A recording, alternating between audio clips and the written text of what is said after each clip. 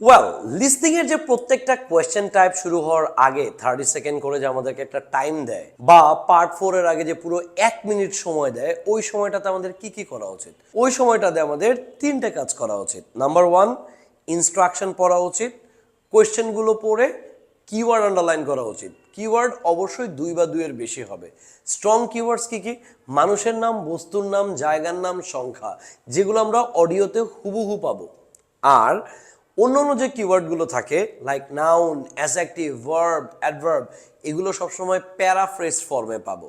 গ্যাপের ক্ষেত্রে শূন্যস্থানের আগের ও পরের শব্দ স্ট্রং কিওয়ার্ড হয়।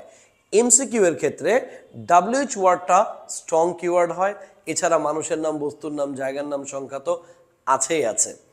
এছাড়া ম্যাপের ক্ষেত্রে কি আমরা কোনো কোয়েশ্চেন পড়বো? না। ইনফরমেশন ম্যাচিং এর ক্ষেত্রে কি কোয়েশ্চেন পড়বো? না।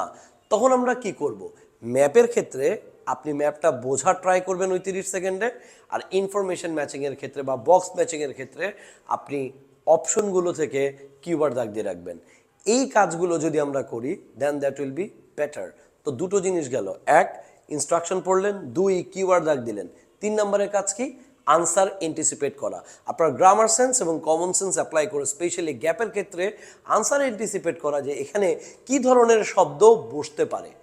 MCQ, multiple answer, information matching এর ক্ষেত্রে আপনি হয়তো এটা পারবেন না, কিন্তু 20 মার্ক প্রায় 5.5 নির্ভর করতেছে যদি আপনার গ্রামার সেন্স ঠিক থাকে, আপনি এন্টিসিপেট করতে পারবেন গ্যাপের আগের পরের শব্দ দেখে যে এখানে কোন ধরনের ওয়ার্ড বসতে পারে।